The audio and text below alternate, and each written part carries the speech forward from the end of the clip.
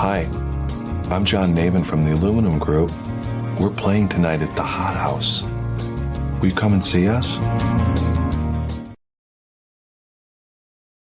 At the time that John and I started, we were listening to the Young Marble Giants and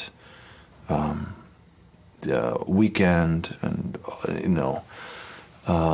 Cherry Red and Al and all those that kind of music.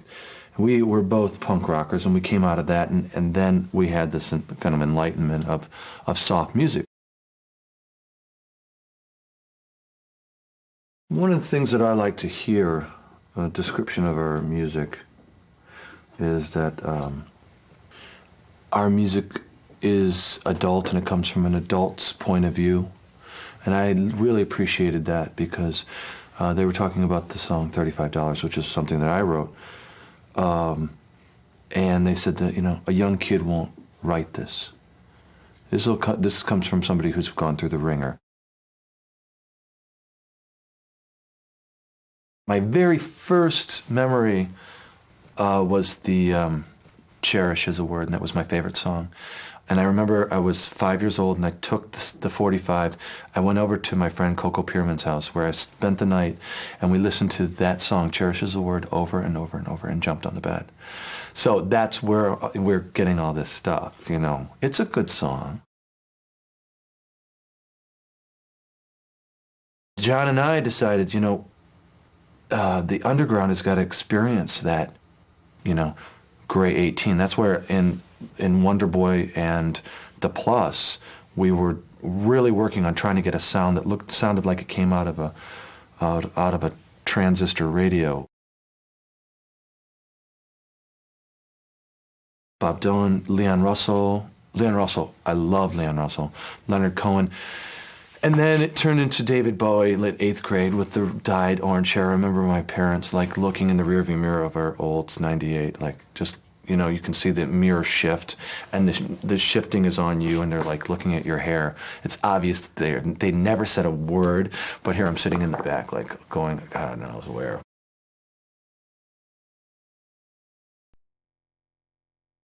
We were very warped on the Carpenters, but in a very good way. I mean, seriously, very into the Carpenters, the Free Design, Claudine Longet, everything on A&M.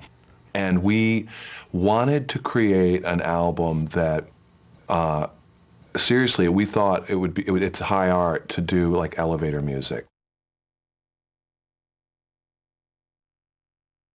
The Aluminum Group, we chose that name because I liked it because it was very vague. It has some, I think, 60s connotations. It's my favorite metal, aluminum. But it actually is a line of furniture designed by Charles Eames. The music that my dad listened to was Bessie Smith and Lightning Hopkins, Billie Holiday. He had an extensive blues and Americana, but he also liked light jazz. And, I think that the show tunes, there were always those show tune albums in there. I loved my dad's taste in music. Plus my parents partied a lot, so there was always music, and the major label meetings that we've had, I've never met a bigger bunch of creeps and freaks, just freaks. And we've been almost to every label. I mean, I could tell you stories where you're like, oh my God, no way. It's could you save the cocaine until after our meeting? No, seriously, I'm not exaggerating. It's really bad. They don't know what they're talking about. That's sort of horrifying.